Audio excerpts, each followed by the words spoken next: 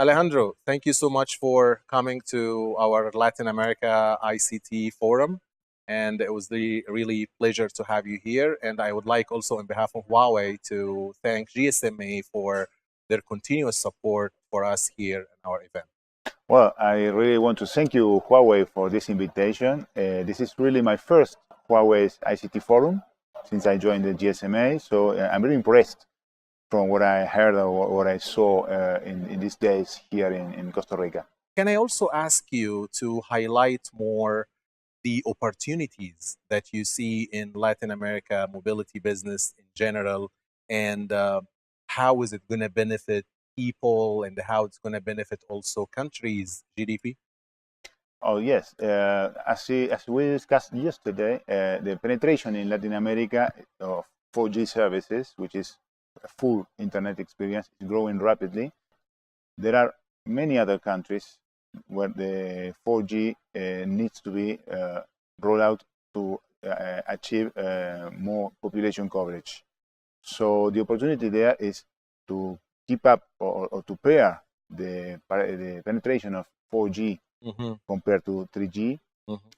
This will bring benefits for everyone, not only for the operators, but the society, of course. There is still a challenge on coverage, mainly because also regulation.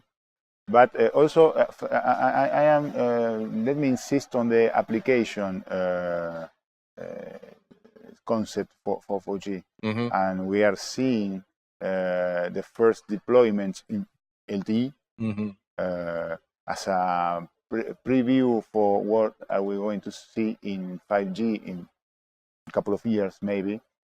So this is important also to keep developing 4G and 4.5G to reinforce the connectivity services to vertical applications. Vertical as well. What makes LTE in Latin America only about 25% of the subscription? What makes it like that, and how to move on? Well, there is clearly a matter of business sustainability because you have to deploy another network. Affordability is one of that. So from the GSMA, we are trying to bring messages to the stakeholders regarding permits to install base stations, taxation. Taxation is very important because in most of the countries in the region, there are taxes specific to mobile services.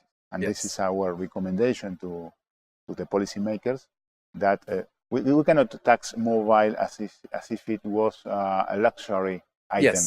Because this brings benefits for the society.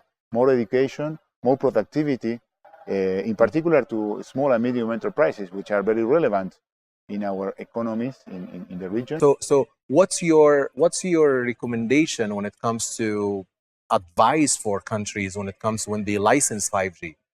What's your message to them? Okay, first message will be do not make spectrum a source of income for the treasury. Be fast in order to reassign spectrum for 5G according to international recommendations. We need a more dynamic approach to authorization processes if we want to capitalize all the benefits that 5G has to offer. Is there any initiative for GSMA to also push forward and to get ready to advise for operators or to benefit operators for 5G or for upgrading 4G? Anything regarding that besides the work on sites and spectrum? Regarding the business case, which is something that the operators are very concerned about, they requested the GSMA to help them to build the business case, which is not very easy because 5G is means verticality. We'll have to think in several verticals in order to justify financially the investment. So the operators requested the GSMA to make some toolkit to find sources of value and help them to see the value of investment on 5G. The 5G. Yeah. So mentioning that, what do you think about 5G in Latin America? The message that 5G will be one of the key enablers for the fourth industrial revolution, it's very strong. It's resonating, huh? Yes. And the good point, in my opinion, is that all the stakeholders of the industry seem to be aligned in that we need to make this happen. We agree that we have to discuss the best way to ensure deployment and sustainability. That's the main job of the GSMA.